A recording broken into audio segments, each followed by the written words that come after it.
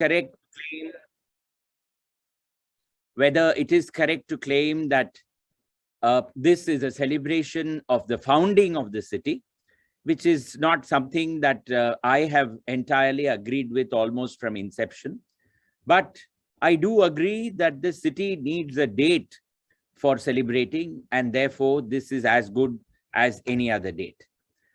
If we can celebrate on all days of the year, nothing like it. It would be a great city.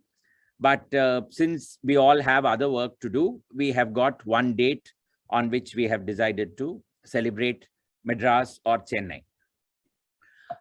The story of the city, if you look at it, it is not entirely correct to say that this was founded by the British, because as we all know, that in Pallavaram, we have probably what is the earliest Paleolithic find in the whole of Asia.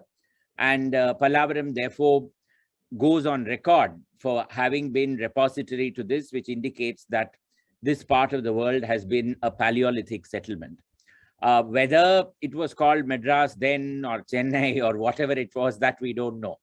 But what we do know is that it was inhabited, and this was all a location where there were plenty of people. Certainly, if you read the newspapers or if you go to Pallavaram, you will know how much heritage is loved or heritage is detested. For the archaeological survey, it is a site that needs to be preserved. For the local residents, it's a site that deserves to be destroyed, because all their housing and other such plans have all been put on hold for years because of what the Paleolithic residents did before them in that particular locality. So it depends upon which perspective you are coming from, but it indicates how old the city is. Then after the Paleolithic period, post the Sangam age, this is a photograph of the Pural Eri. And we know that places like Yerumbur, which is Egmore today, and Pural, these were all Kotams belonging to the Kurumbas. The Kurumbas who came during that period, they were hunter tribes that lived in this region, and these are all villages that belong to their time. Today, it is, of course, very easy to forward a WhatsApp which says that Yerum takes its name from the fact that that is where the sun rises every day in the morning. But, you know, it happens to be on the western side of the city. And therefore, you know, the very fact that the sun may rise there first is a matter of that questions well accepted logic. And so I don't think we can go by that.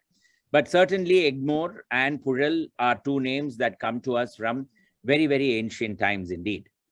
And then post that, we have the various holy shrines, which have been with us from the time of the Nayanmars and the Alvars. So we are looking at places like Tiruvattriyur, which has got a continuous history starting from probably the 5th century onwards and bringing us up to date right till now. We have got Kapalishwarar, Mylapore, which has been recorded by Samandar in his poetry, and then there is a long break. We know that in the 15th century, Arunagirinathar has composed songs on this particular shrine in Mylapore, as he did on Tiruvattriyur as well. But Mylapore has got long gaps in its history. But we do know that it is a very ancient temple. We have Tirunir Malai, we've got Tiruvanmiyur, we've got Tiruallikeni. So all of these indicate to us that this is a region of considerable antiquity. Then post that, we have the arrival of the Dutch and we have the arrival of the Portuguese. They came here, the Dutch came to Pulicat, the Portuguese came to São Tomé. This region was obviously a very, very well-known region, not just to the locals, but internationally, it was a place that people knew about. This is where the British come in 1639 to set up what we today recognize as the colonial city of Madras. And they build their fort 1 year later in 1640. Fort St. George is completed. Fort St. George, of course, is not the fort that we see today. It was a much smaller fort then. Today, it occupies 100 acres in its entirety. But in its time, it was in 1640, it was just one building that is even today located somewhere in the central structure that you see over here. And thereafter, surrounding it began what we today recognize as Georgetown, known in its time as Blacktown. And then the British began to slowly take on rent various parts of the surrounding villages. Then they set up villages of their own, such as Koletspet or Kaladipete in Tiruvattriyur, Chindadripet, and other such areas. And gradually it expanded. The city added to itself over a period of time. What is very interesting is that the grant given by the Nayak of Punamalli very clearly indicates that it says our city of Madras Patnam. It does not say that the British have come here to set up a new city called Madras Patnam. It is therefore very evident that when the British came here, there was already a village called Madras Patnam. We don't know when the name Chennapatnam comes into existence. There are several theories for both Madras Patnam and Chennapatnam, incidentally. Later on in 1996, it became very convenient to say that Chennai is a Tamil name while Madras is an English name. But strangely enough, as though to support that claim, when you look at the records, you find that all English writing refers to the city as Madras. All vernacular writing refers to the city as Chennapatnam or Chennai. And therefore, there is some logic even in that interpretation. And then in 1996, of course, the city changed its name from Madras to Chennai. Strangely enough, after that, there came the deciphering of a inscription somewhere in the Salem Krishnagiri area, which lists Neelangarai, Madaraspatnam, and a few other Kovalam, etc., in one line. And that's an inscription belonging to the Vijayanagar Empire. And therefore, it would appear that the name Madaraspatnam existed at least 300, 400 years before the British came. And therefore, it would appear to be the old name. But let us leave that all aside. Today, we are Chennai, and let us accept that as a historic fact and move on. In all of this, passes in terms of the long history of the city. But in 1939, the government put together what was called the Madras Tercentenary Celebration Committee, with Sir Samuel Ranganathan as the chairman of that committee. And they put together a book called the Madras Tercentenary Commemoration Volume. That indicates that they accepted at that time that the city was 300 years old. They were essentially looking at the history of what had happened within that period. A whole lot of scholars wrote articles that were then published in this book. It still remains an excellent reference volume, and the book is available as a free for download from archive.org on the internet. This therefore became the basis on which subsequent celebrations of the city were taken up. And for a long period of time, the Corporation of Madras, which used to bring out what was called a handbook, in a very nice fashion, gave a history of the city. And even much after independence, it was normally the custom to accredit the fact that the city was founded in 1639. The exact date of founding has always remained a bit of a controversy. Henry Davison Love, in his Vestiges of Old Madras, documents very clearly the progress of Francis Day, the first Englishman who came from Machilipatnam down here, negotiated with the Nayak, and finally obtained a grant for the land that would eventually become Fort St. George and Madras and everything surrounding it. The document itself is dated July 22nd. The grant itself is dated July 22nd. But as per Love, Francis Day was not here on July 22nd. He was still, he had not even left Machilipatnam at that point of time. And therefore, Love says in his biography of Madras, in his Vestiges of Old Madras, that it is very likely that the date was August 22nd, and whoever wrote it made a mistake for the month. So it is on the basis of that error that today we continue to accept, or we say that August 22nd is Madras Day. Let's see what happened after 1939. In 1939, this book came out. It was accompanied by another book by Rao Sahib C.S. Srinivasacharya, which was also a history of Madras city, which is a very interesting book again. And then if that was in 1639, in 1989, we had what was called Madras 350. And this was in order to celebrate the founding of the city in 1639, based on the fact that in 1939 we had had a Madras Tercentenary celebration. And at that time, the celebration was largely spearheaded by Mr. S. Muttaya, about whom I will be covering a little later. And he got the Murugappa group very greatly involved in the celebration. And thanks to that, a book, 350 Years of Madras, a quiz, was brought out, the Madras Quiz Book. And thereafter, there was a quiz contest as well, which had questions from this book. Naveen Jayakumar and Gautam Padmanabhan, these were all the people who conducted that particular quiz contest in 1939. At this time, Mr. Muttaya was also asked to do a book on the city. This was one of his early works, Madras, the Gracious City. And it had the text by Mr. Muttaya and the photographs by Ajay Kullar. And it's a wonderful book, today out of print, a coffee table book, once again made possible by the sponsorship of the Murugappa group. And it's a wonderful journey based on monuments. The history of the city as traced from 1639 onwards, bringing it up to 1989, based on various buildings at various locations in the city. So he covers administrative buildings, business enterprises, the temples, the mosques, the churches, some private residences, and then a little bit about the environment and all that. But it's a wonderful book.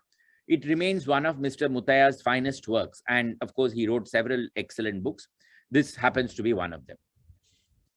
Post this, that year, Frank Pett Fernandez, who was an architect from Tangaseri in Kerala and who had come to Chennai several years ago and had settled over here, he designed a building which was called a tribute to Madras 350, Madras 350 years. This is even today standing at the intersection of New Avadi Road and Punamalli High Road. And it's a beautiful building with a classical front, complete with pediment and a frieze on that pediment. And it had a small dome at the back and things like that. And I couldn't go and get a photograph, which is why I've used this drawing picture, which is in the Hindu. And this was his idea of a celebration of Madras 350. All of this happened in 1989. Then, matters went along. But in this period, between 1989 and 2004, which is when Madras Day celebrations really began, a lot of things had changed. For one, Mr. Muttaya had been writing very, very frequently about the history and the heritage of Madras city. Madras Musings had come about as a fortnightly in 1992, and by 2004 had become very well established with a large circulation and support from several corporate houses of the city. And as a consequence, there was a lot of awareness about heritage. Mr. Muttaya was writing his Madras Miscellany column in the Hindu. INTACT, the Indian National Trust for Arts and Cultural Heritage, was playing a very important role in protecting some of the heritage buildings of the city. They had scored a remarkable success with the protection of the Directorate General of Police headquarters on the Marina, though I can't say that there were other successes to follow, but this was certainly a remarkable success, and it gave a great fillip to the heritage movement in this city. Mylapore Times had become established as a very popular neighborhood newspaper by that time, with Vincent D'Souza as its editor. Similarly, other neighborhood newspapers had started coming out, like Adyar Times, Anna Nagar Times, and so on. All of these, I think, created a certain ecosystem in which this Madras Week celebrations could really take off. And it happened in 2004 when three wise men got together. So you have here Vincent D'Souza, Mr. S. Muttaya. Mr. Muttaya is there in both the photographs, and this is Sashi Nair. Sashi Nair is a journalist who now runs the Press Institute in Taramani. And between the three of them, they really came up with this idea that the city needed a day to celebrate itself. So there was a lot, there was a lot to be celebrated in Chennai city. I mean, there still is a lot to be celebrated in Chennai city. I don't have to go into that, but putting it very briefly, by 2004, the economy had liberalized. Chennai was established as a great center for automotive component production and automotive production. It was an IT center, a leather center, an education capital, a medical capital. It was a thriving metropolis with lots of people coming in from other parts of India. It was no longer the rather backward city that it used to be in the 1960s and 70s. It was a really buzzing city. The other aspect, which is completely forgotten, is at a time when there is so much of polarization, Chennai was and still remains a city which accepts pluralism, multiplicity, and carries on with all that it has. So there was a lot that deserved celebration in this particular city. And when Vincent and Shashi and Mr. Muthaiah met together, and they decided that, they said that, the city needs a day to celebrate, and they would call it Madras Day.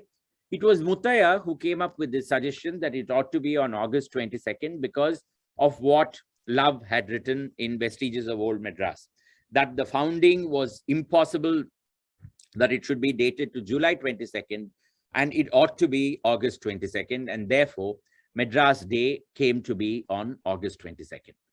In the first year, what this trio of Muthaiah, Shashi Nair, and Vincent did was they went and approached schools. They invited the schools to come up and put up shows, exhibitions, skits, etc., in Rajaji Hall. They felt that that was a very symbolic hall of the history of the city, and therefore at that time the government gave them permission, which must have been a miracle of some kind. And then the events actually happened over here. It started in the afternoon of August 22nd. I'm told I unfortunately was not a part of this celebration in that year. And Mr. Muthaiah would always tell me, and Vincent also has told me this later, that they thought that it would get over by 5:30. It went on and on and on and got over somewhere at 9 or some such thing. That was the number of schools that had come forward with skits and shows and exhibits and things like that in order to celebrate the city. So this gave the three founders a great fillip, and they decided that thereafter Madras Day ought to be celebrated each year. The year after that, I remember we had a set of talks on 3 nights, 3 evenings at the old Amethyst. Kiran Rao very kindly came forward and loaned us the space on the first floor of the old Amethyst building that used to be in Gopalapuram. And I was one of the speakers on one of the 3 evenings. The year after that, which was 2005, 2006, Mr. Muthaiah came up with a new idea. And he said that hereafter, we must have Madras Musings must host a set of 8 talks, one on each evening of what he called Madras Week. That is, August 22nd came on a particular day of the week. The 7 days surrounding that particular day came to be celebrated as Madras Week. And on each evening, he wanted Madras Musings to host a talk. And the talk would happen at one of the hotels of the city. We had to approach the hotels. And we found that they came forward. Then we got a set of speakers, and then we threw it open to people who read Madras Musings. Essentially, it was an open invitation for people to come and participate in the talks. The hotels very kindly offered hospitality. They would serve coffee, tea, snacks, and things like that. And we put this thing together. But before I come to this slide, I must talk to you about 2 individuals in this photograph. I'll come to the third individual later. This was the time when I got involved, and Satyan Bhatt, whose photograph you see over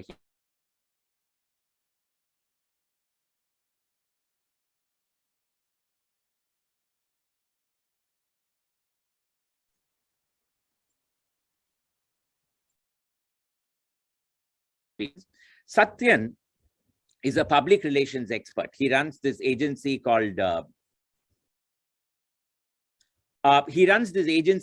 Prism, and he used to organize the press conferences every year for Madras Week celebrations.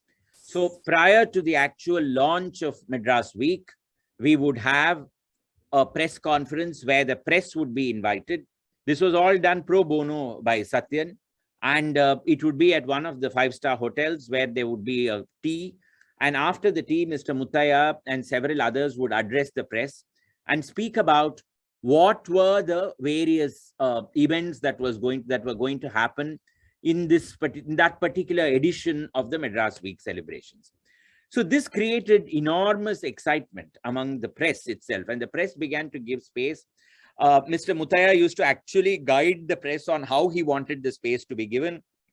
He would say, just give us a brief write-up tomorrow, that is the day after the press conference, and invite everybody to celebrate the city, point number one. Point number two, on every day of Madras Week, put up the succeeding day's events so that people can plan and they know which event they would like to go to. This was all, very good inputs that Mr. Muttaiah gave. But all of that would not have happened had Satyan not put together the press and got them over and then got them to report it. He would follow up, and every year Satyan would create a folder of press clippings on Madras Week celebrations and then send it to Mr. Muttaiah and to me. And thereafter, he has remained. Even last week, he called me and said, Sri, in this classical way, that's how he'll always talk. Sri, I know that everything is going online, but if you need some help with the press and all, let me know. Okay. So even in these difficult times when, particularly when public relations and all that have taken a beating, Satyan continues to maintain his interest in the Madras Week celebrations.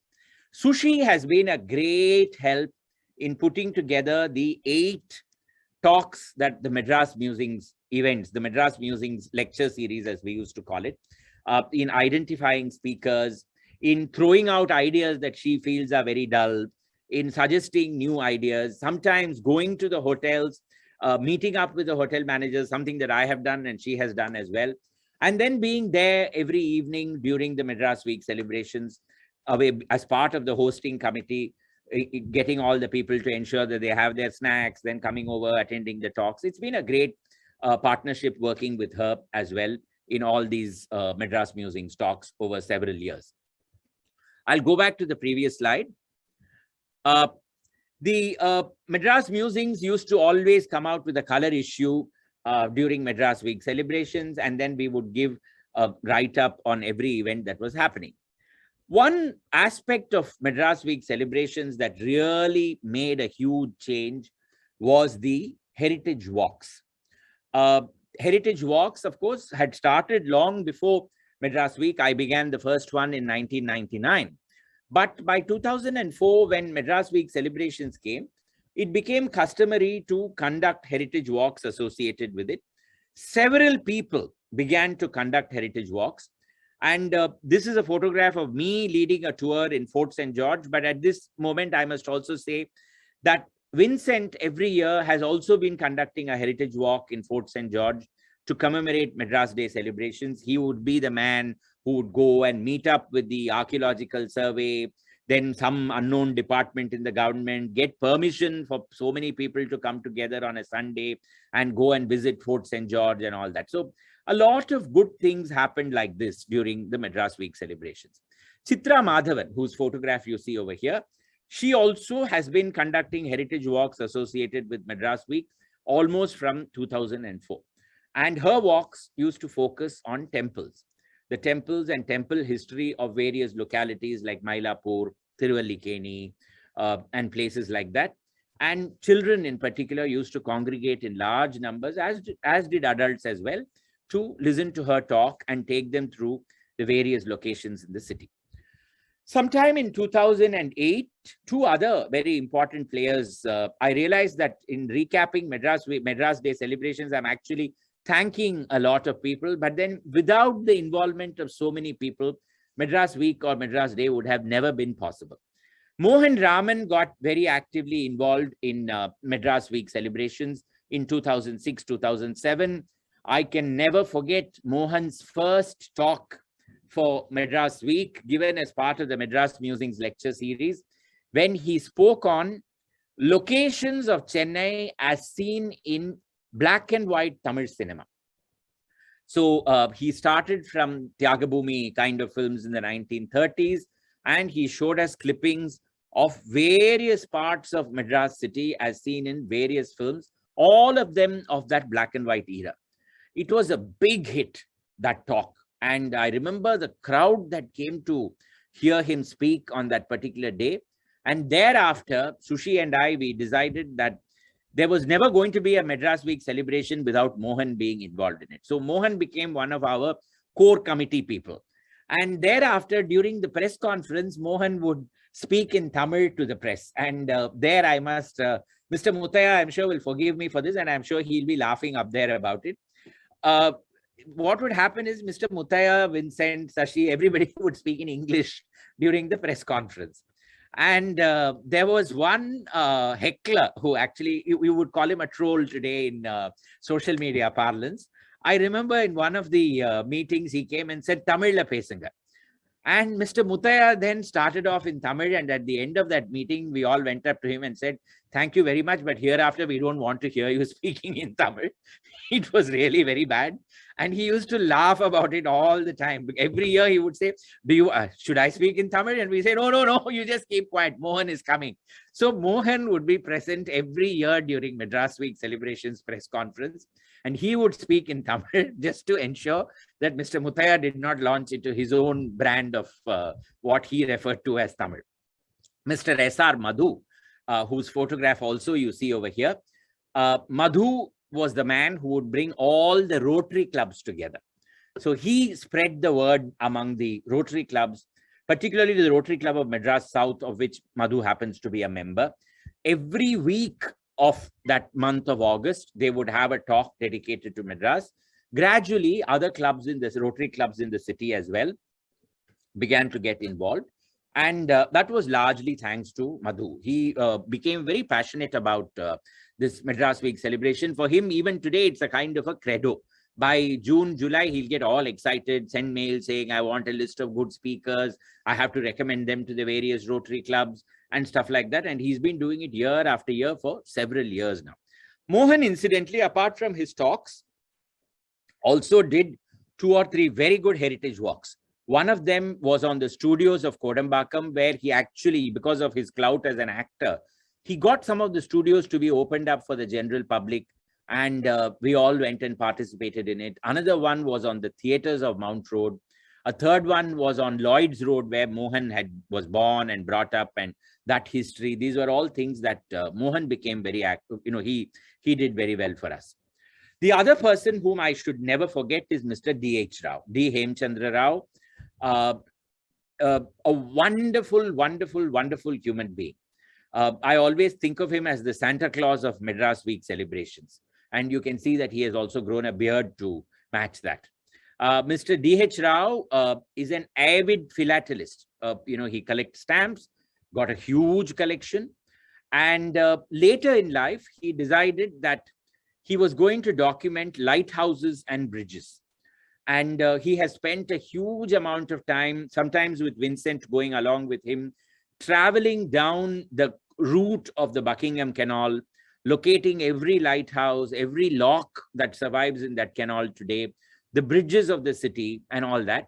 He, because of his philately background, began to convince the postal department every year to bring out a first day cover to commemorate Madras Day. And so on August 22nd, usually it was the practice that Mr. Muthaiah, myself, we would all go to Fort St. George, where in the Fort Museum, there would be the release of a stamp and or a first day cover, depending on whatever Mr. Rao had. And this was all done entirely for the love of it. I mean, nobody was going to give Mr. Rao anything for it. He just felt that this city deserves it, and he would go and he would get it done. Mr. Rao is today quite advanced in age, but nothing has dimmed his enthusiasm for the celebration of Madras Week. Gradually, we began bringing out booklets of Madras Week celebrations. In its time, you know, we would have 8 pages, 10 pages of booklets that we would leave at hotels, at various places where events were happening. We would circulate it. And then, you know, as the internet took over, Vincent has got that wonderful website, madrasday.org, where madrasday.in, sorry, where Revati, his colleague, has been updating Madras Week celebrations data. It's a thankless job, let me tell you, but Revati has been doing it without complaint. I think it's a one-woman activity, and every year, some 50, 60 organizations sending in their programs, very often sending in their programs only one day before the actual event, and then calling Revati every 5 minutes and saying, "Inno upload aliyema, inno upload aliyema, inno upload aliyema." Now, one woman doing an upload on a website with so many events happening at the same time, it will naturally take time. And we would keep telling the organizers, you have to give us advance notice of 1 week at least. Very often it happened. Sometime it didn't happen. But madrasday.in has remained the go-to place for all the listings. And that has been taken care of completely by Revati, who also began conducting events associated with children for the Madras Week celebration. So that was her contribution in a very big way, and it still continues the same way. The hotels, almost all the big hotels of the city did host the Madras Musings lecture series almost free of cost. Maybe one or two of them said that it would be good if you could bear the cost of the hospitality, which we did. But 99% of them never asked us for any money. That was their service as far as Madras Musings and Madras Week celebrations was concerned. And I can't say that everybody in the audience behaved very well when it came to the free food. This was something in which Mr. Mutaya and I would have frequent arguments. Even my wife and I have had frequent arguments on this, where it was her view that when you invite people, you just have to leave it to them. They can, you don't have to go and regulate what they are doing. But when you see one man picking up a plate of 15 bondas and another man drinking an entire jug of coffee, and a third person coming and swallowing all the gulab jamuns, leaving everybody else watching, that made my blood pressure rise quite a bit. And I used to stand there and glare and, make sure that everybody got 2 bondas, 1 rasagulla, 1 samosa piece, and then they kept moving down the queue. Very often they would finish eating it in record time and come back in the queue as well. And then I could do nothing because I have a bad memory for faces. And I never realized that they had already finished eating. So the tea would run out in a matter of 10 minutes. I began giving some of them names as well. One was called Vulture, the other was called Fox. The third was called Bear because he used to put both his hands around anybody who was in front of him in the queue and collect what was there on the plate. Things like this. So I used to write about them in Madras Musings, and I have received my share of brickbats for writing about them, saying that you are shaming people and stuff like that. But it was all part of the fun. Today, when I look back, I realized that it was good fun in its own way. We have had very good speakers. We have had very bad speakers. I must say that as well. Somebody comes unprepared and finishes his talk in 10 minutes and says, questions and answers, please. And then nobody has any questions because they never realized that the talk had started and the talk had ended. There were some fabulous talks, like, for instance, Anita Ratnam speaking on the travails of being a Bharatnatyam dancer. Aruna Sairam speaking on a Bombayite coming down to Madras and becoming an accepted artist in the city. Police Commissioner T. Rajendran, this was in the maybe early 2010 or so.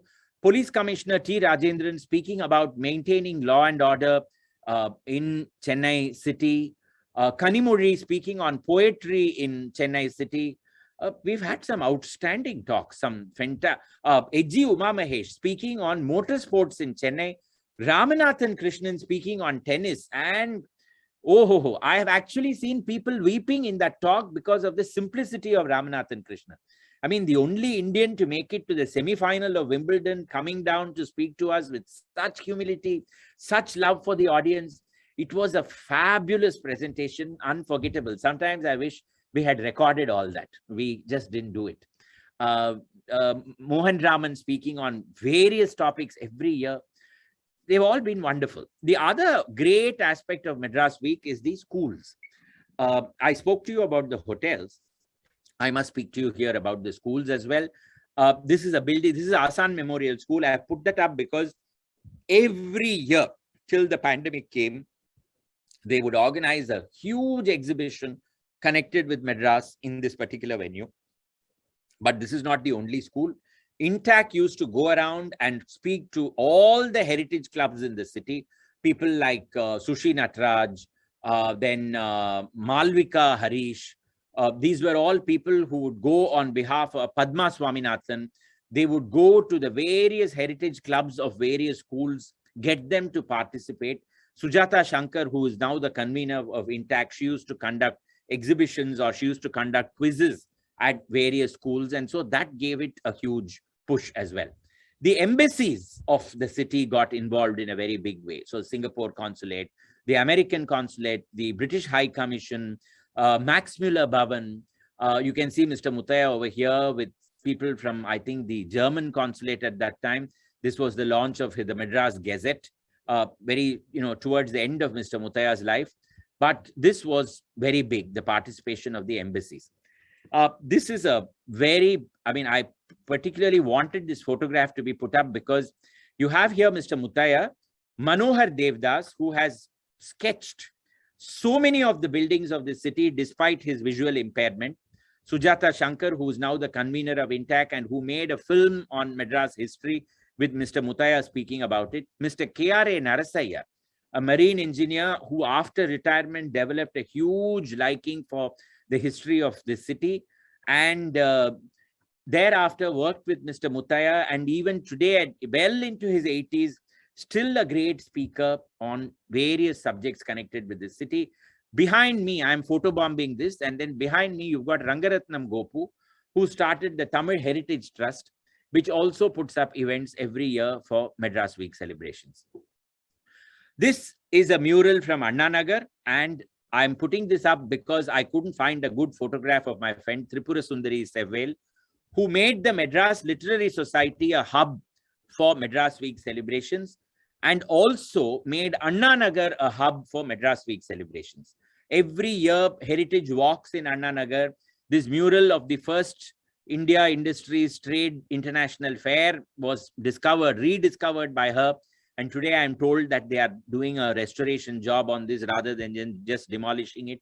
So Tripura Sundari has been a big help in getting MLS, Anna Nagar, getting several schools to participate in the Madras Week celebrations. Then a whole host of people over here. Venkatesh Ramakrishnan, who began the Madras Local History Group. It started off as a research on Kuvam, Buckingham Canal and Adyar rivers. I don't know now what the membership is, but it must be running into several thousands. I remember it crossed 10,000 a long while ago. Madras Local History Group has been a big celebrant of Madras Week celebrations. Vinita Siddharth, whom you see in the middle, Krida, traditional games that people have played in Madras, in and around Madras. She takes it to various locations, gets public to come and participate, and everybody from the elderly to the youngest have come. They've been a part of it. Sudha Umashankar, who has been doing story trails and who has been taking children and adults on heritage walks. Nivedita Lewis, who has also been conducting several heritage walks, conducting several heritage talks, writing articles.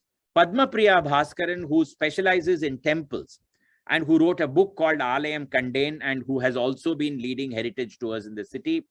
We've had nature and photo walks. I can't say that these photographs are of great quality, but I had to only source them from the net. There is Poochi Venkat.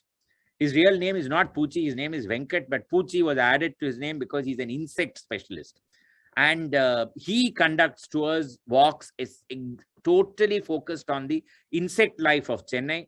The Madras Naturalist Society, who conduct walks in all the open spaces. Nijal, which is an NGO which conducts tree walks. And then you've got the Madras photo walks. You've got various kinds of Madras photo walks. This is just a photograph. So it creates a huge buzz in the city. Cycling tours put up by the cycling yogis, my dear friend Ramanujar Maulana, who every year charts a tour in one route or one theme and then brings out a book as well, which is then distributed to people who would like to cycle and go around. And as I said, the hotels of the city. So I think I have paid my tribute to everybody here. But what I want to say is that none of this would have happened had it not been for Mr. Mutaya. he was really the central focus as far as Madras Week celebrations was concerned. And every year we would have, just a second.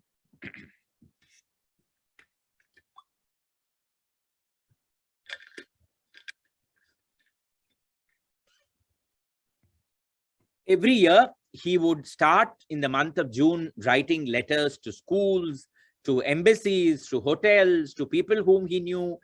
As I would tell him, and I was close enough to tell him this, he would make a perfect nuisance of himself as far as Madras Week celebrations were concerned. He would write to the press and everybody would respond. And that is really what gave it the momentum. He believed so passionately in the Madras Week and in the concept of celebrating the city. When the 375th year of Madras came, he brought out a new edition of his Madras Rediscovered, and he also wrote a book, Tales of Old and New Madras, The Dalliance of Miss Mansell, 37 other stories of 375 years. He structured the book in such a fashion that for every decade of Chennai's history, he had a story. And this book was brought out at that time to celebrate 375 years. He was really the spirit behind it. I've come to the end of my presentation, if I'm not mistaken, but I'm going to now, just in the last few minutes, I'm going to leave you with a few thoughts. What were the great successes of Madras Week celebrations? One, it gave a huge pride in the city, in the concept of celebrating the city. In classic South Indian parlance, you don't celebrate anything because you're taught to be humble and you're always taught to be afraid of the evil eye. ரொம்ப கொண்டாடினா யாராவது திருஷ்டி போட்டுடுவா, அப்புறம் ஏதாவது ஆயிடும், அதனால கொண்டாடாம இருக்கிறதே better. So if somebody comes and tells you, பிரமாதமா எழுதிட்டீங்களே, okay sir, God's grace only. That is a standard reaction. We never say thank you very much. I know I worked hard for it, therefore I have done well. No, we never say that. It's all right, sir. That's the kind of standard reaction that we are taught to give. So it created enormous pride in Chennai. And that, I think, was one of the big pluses. In that ecosystem where positivity is to be encouraged, namely in children, schools and colleges, I think it spread a lot of happiness. Children really got involved. There was a lot of awareness. Certainly, by the time Madras Week was around 10 years old, you couldn't destroy or demolish a heritage building without the press getting to know about it. There was a lot of awareness. That, I think, was the greatest takeaway from the celebrations. Yes, we have had a lot of negatives as well. One is that there has been this common accusation that it is a very elitist event, in the sense that it is largely English in character, which I would say is reflective of the people who actually get involved in the Madras Week celebrations today. But I would also say that there are people like Nivedita Lewis who speak very good Tamil, Tripura Sundari Sevel, who have been carrying it to localities where people are not all that elitist or not that well off. And so there have been events there as well. But at the same time, the event still remains celebrated by a very minuscule number in the city. One of the very common accusations is that it celebrates things British, which I will totally disagree with, because it is a complete wrong interpretation made by people who don't come for any Madras Week celebration. They don't participate in any of these things, but they make this comment that it celebrates things British. It does not. We have had events that speak about the contributions of Indians across the years. Most of the events focus on that. We talk about newspaper history. We talk about social uplift. In fact, the British are a little derided. In fact, they are criticized for what they did. This has not been it is not a Raj apologia kind of event. It is just not that at all. But that name and that focus has kind of persisted. The other thing is that people have said that you're celebrating something which is not true. The British did not found Madras. We agree to that. But when Father's Day and Mother's Day and all is celebrated, we don't ask whose father's birthday is on that day or whose mother's birthday is on that day. When Americans come and tell us today is Father's Day, ha, Meri Ma, my mother, we put up photographs on social media. Without my mother, I will not be this today. Without my father. Why don't we also celebrate Madras Day like that? Why should we look for authenticity? Why can't we just say, okay, the city was not founded on August 22nd, but we will have it. Okay, if we don't want August 22nd, let us celebrate it on some other day. But celebrate it, we must. The city deserves a celebration because of all that the city has done for us. That, I think, is very important. Lastly, there is this comment that the government does not support this. We don't need the government support for these things. What is required in conducting a heritage walk? What is required in conducting a talk? Do we need a government support for all these things? We don't need it. The government should be doing what it is doing, which is administering, bringing business and stuff like that. Let them spreading social equality, all that they ought to be doing. Let us continue celebrating the city the way we are celebrating it. Thank you very much. Now I'm open for questions. The last photograph, I forgot to explain this. I'm sorry.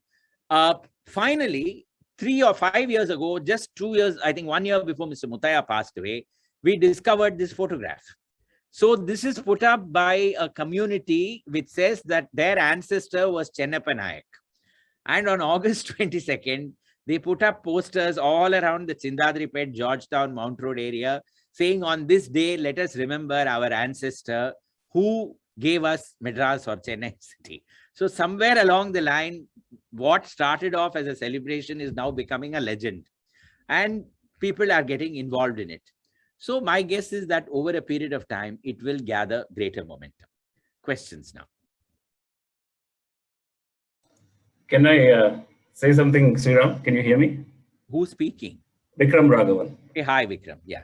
Sorry, I wanted to congratulate you on this masterful survey of the history of Madras Days, the historiography of the city, right, of this celebration.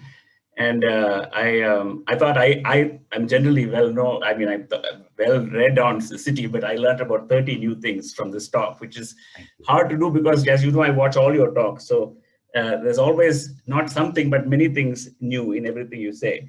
I just wanted to make 3 quick points. I think Madras Day, as a non-resident of the city, to me is an outstanding event. I live in Washington, DC, and I'm now in Bangalore. No other city comes close, right?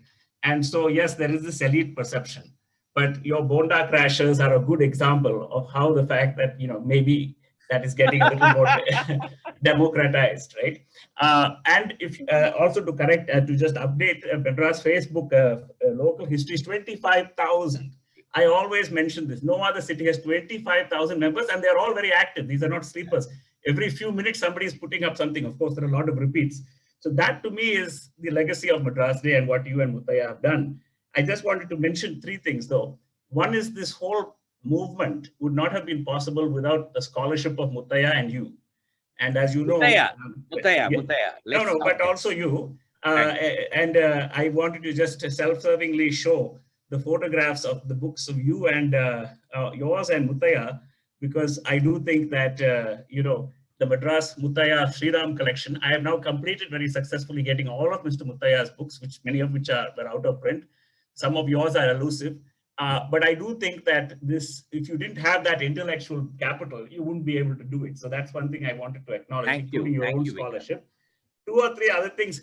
I think you have very generously thanked everybody. And again, as a non-resident, I don't know some of these people, but I think 3 names, maybe I didn't hear you mention. I think you would agree with me that they could be mentioned if you haven't already. Karthik Bhatt, Nandan Kaushik. These are the 2 younger people who are next generation of city enthusiasts. And then, of course, your great friend, Mr. Venkatachalapati. And the other thing about, Mr. D.H. Rao, you mentioned, I got my interest in public speaking and I became a lawyer really because of the blessings of Mr. D.H. Rao, who I got to know when I was 14. I'm 46 now, at the South India Philatelists Association. This was a group of old citizens of the city that got together I think they still do every Sunday in the Mount Road post office. And my first knowledge, I first heard of Madras 350 years quiz, which I participated in through that. So D.H. Rao was a product of that. He then went on to found the Madras Coin Society.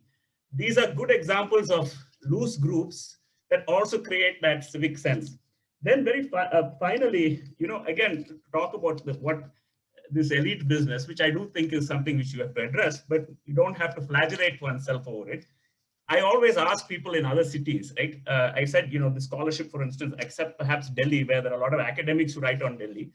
No other city, to my knowledge, has a bookshelf full of books, right? And I'm not yet fully got everything. But I often ask a Calcutta resident, do you know who is the Muttaya of Calcutta, right? His name is Thankappan Nair. Nobody knows her. Nobody knows of him. Whereas Muttaya and you are household names. And that is something to be proud of, as well as all the others you have mentioned. So thank you very much. Muttaya, very interestingly, Vikram, since you mentioned this, he and I have had long conversations on this equivalents of Muttaya in other cities. And Sharda Dwivedi, of course, died early, but otherwise she would have easily been the Muttaya of Bombay. But Muttaya used to say that if Thankappan Nair had lived in any other city, they would have celebrated him. And he was amazed that, an intellectual city like Calcutta, he would always look at me and laugh and say, your city never did anything with Thankappan Nair. He would always say that, whenever we had this discussion. It's a matter of shame, really, that such a great man was not recognized in Calcutta.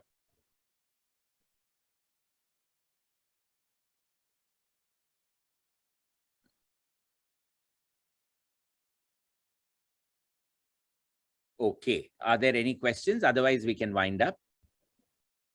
Sir, there are a couple of questions in the chat. Someone was trying to take it. So read them out. Yeah. One is Ratija says she says excellent talk about Madras event and the people behind its celebration. The celebration is a good idea. Not sure if the other two presidency towns do any similar event. All strength to you in the future. And we have one more question from Erilmati Paratia. She's asking, can you please expound on what it means to be a Chennaiite in the modern day? The creation of an identity and the principles or processes that were behind the city-centered identity. Well, the first thing is, Rati, the Calcutta actually went to court to stop celebrations, finally, very odd. They had a similar thing to celebrate Calcutta.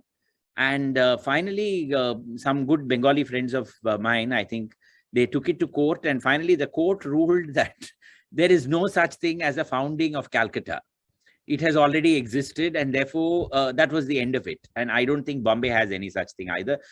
I suppose if Mr. Ambani takes up the concept of celebrating Bombay Day, then we would all be able to celebrate it. But right now, I don't think it has happened. The other thing about what does it mean to be a Chennaiite in the modern day? I would say that to be a Chennaiite is to be a progressive. It is not to be a radical. There are two different things, completely different meanings altogether. Chennaiite is progressive in the sense that we embrace what is going on in the world. At the same time, we don't lose what belongs to us.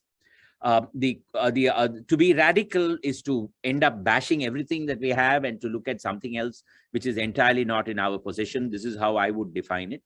But I would say that Chennai is a progressive city, and I would hold up this as an instance of several other cities would do well to emulate this in the long run, because this is a city where atheism coexists with religiosity. Multiple communities coexist with each other. And from 1639, while we have had any number of records of intra-religious strife, we have hardly had any records of inter-religious strife, which I think is a very big thing. And this is a city that has fought for equality from 1921, long before it became a fad to adopt in other places. So I think there is a lot that goes on in terms of celebrating what we have. And that would really be the identity of Chennai as a city.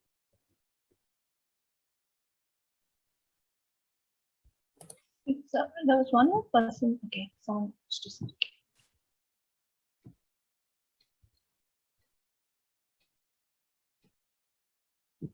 Jagan had a question here unmuted before I started talking.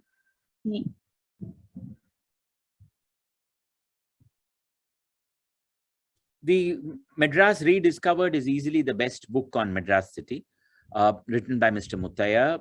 It's now, I don't remember what is the edition today, but it's gone into its 8th edition or 10th edition or something like that, available on Amazon. It is really the best book as far as modern day, as far as the history of the city is concerned. My own book on the city is coming out in November, but that is quite some time away. Mr. Muttaya's book is really the best book that you can think of. What is being done to take Madras Day celebrations to everyone in Chennai? The idea is only to catalyze. The idea is, if people want to celebrate Madras Week, they have to celebrate it themselves. There is no question of going and celebrating it in your doorstep or in someone else's doorstep. That was never the idea, because we don't have the resources for that kind of thing.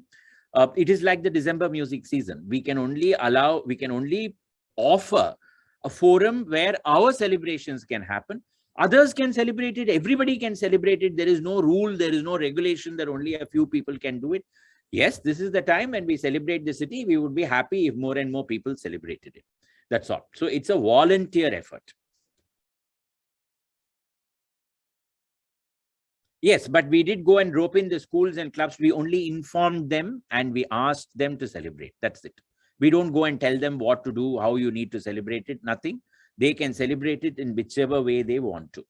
And so that is the only thing that we have done. We only write, or we only inform people that this is the time when Madras Day is coming. They can then take it up and celebrate it. If they don't celebrate it, that's also a celebration of sorts. So we leave it at that. Can a portfolio of Mr. Devdas's famous sketches be brought out? It is coming out this Madras Week, thanks to the Chennai Willingdon Corporate Foundation. It's called Madras Inked. And this book, co-authored with Sujata Shankar of Intac, is being released, if I'm not mistaken, on August 23rd. And that book will then be available on sale. And as is typical of Manohar, all the proceeds of that book will go to charity. It's an excellent book. I already have an advanced copy of it with me.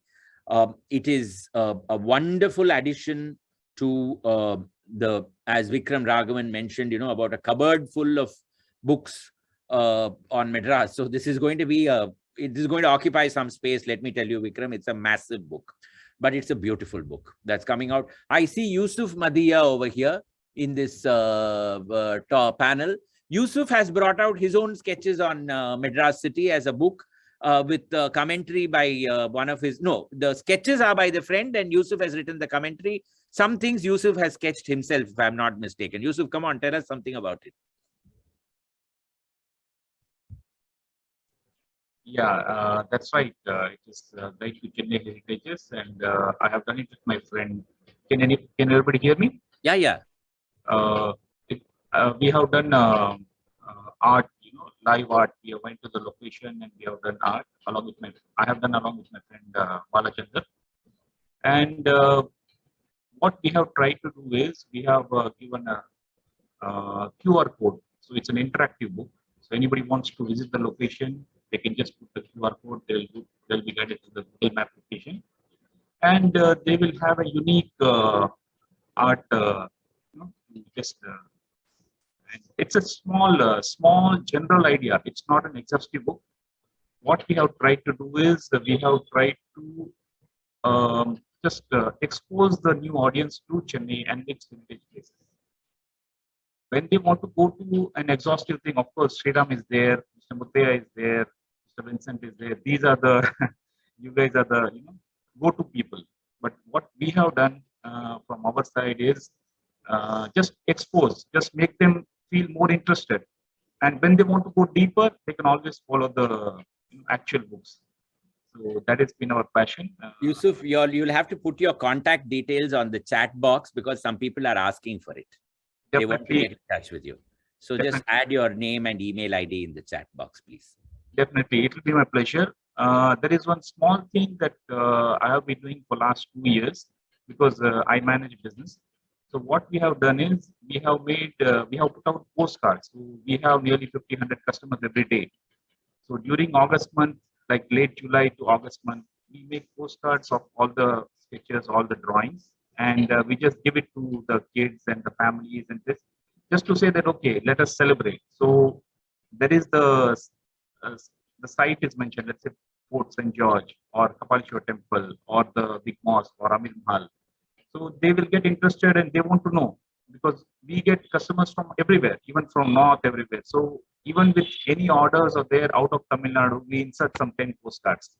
So let them know about our great city, Nama Chennai. Everybody, like you said, everybody does their own part.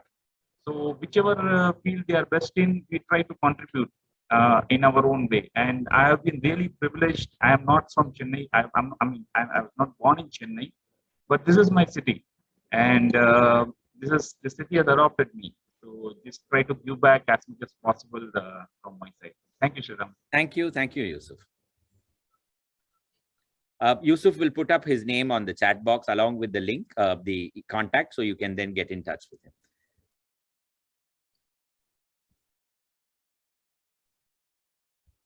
Are there any more questions?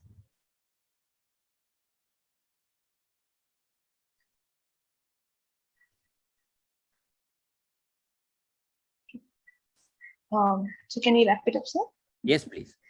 Yes. So thank you so much. The talk was eye-opening. It was humbling, and it was so great to see how we created a platform for so many people to know about the city. A lot of aspects, a lot of people's efforts, and all of that went into having this day, making a mark on this particular day, and how the city caters to so many different people. And thank you so much for taking the time, everybody, making available, and more importantly, P. Sriram sir, thank you so much for giving this amazing presentation. So we at Dakshin Chitra kickstart Madras Day celebrations, and we have a series of events planned, which we'll be sharing with you. We got all your email IDs by tonight, and I can. So by tonight, you will get it in the email, and I'm sharing our social media links here, so that everybody can connect in, and hope seeing you all again. Thank you so much. Between August 22nd and 29th, Madras Musings will have a set of 9 talks, which will all be virtual. The links will go up on the Madras Musings website, madrasmusings.com. It will also be available on madrasday.in. And Revati, I promise I will send you the links early so that you can update them. And so this will all be virtual this year. I request you all to log in and attend the events. Thank you so much. Thank you.